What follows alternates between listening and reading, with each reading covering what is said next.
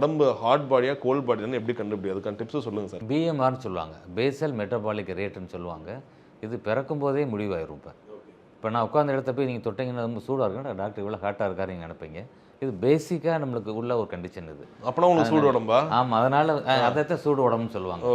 நம்ம அந்த சூடு குளிர்ச்சி கான்செப்ட்டுக்கு போய்க்கிறாமல் ஜென்ரலாக ட்ரிங்க் பிளென்டி ஆஃப் வாட்டரில் ஒரு நாளைக்கு ஒரு 2.5-3 லிட்டர் தண்ணி குடிக்கிற அளவுக்கு நீங்கள் வச்சுக்கிட்டிங்கனாலே உங்களுக்கு சுத்தப்படுத்தும். வீடு எப்படி அம்மா அலசி விடுறாங்கல்ல, என்ன அலசினாலும் ஆயுத பூஜைன்னு ஒன்று சொல்லிடுறான் பாருங்களேன். சொல்லி அன்றைக்கி அது என்ன எக்ஸ்ட்ராவாக கழுவு வீடை சுத்தப்படுத்து அப்படின்னால அந்த மாதிரி you take plenty of liquids. நம்ம சொன்ன மாதிரி வெஜிடேரியன் ஃபுட்டு, அதுலேயும் ஃபைபர் கண்டெய்னிங் ஃபுட்டு, நார்ச்சத்து உள்ள பொருள் எடுத்துக்கிறணும். இந்த மாதிரி நம்ம முன்னோர்கள் சொன்னது ஆல்வேஸ் ஓல்ட் இஸ் கோல்டு. நம்ம தான் அதை கடைப்பிடிக்கிறது இல்லை. அதெல்லாம் பண்ணாமலே நிச்சயம் நீ நம்ம உடல் ஹெல்த்தை மெயின்டைன் பண்ணிக்கிறலாம்.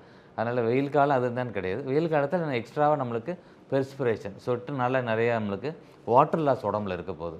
அதனால் நீங்கள் இன்னும் அதிகமான அளவு தண்ணி குடிக்கணும். இதுவே தண்ணி 6 லிட்டர் 7 லிட்டர்லாம் இதுவே குடிச்சு அதே வியாதியாக ஆளுகளும் இருக்கிறாங்க. நம்ம அதை அதுக்கும் இப்போ நம்ம கஷ்டப்படுறோம்.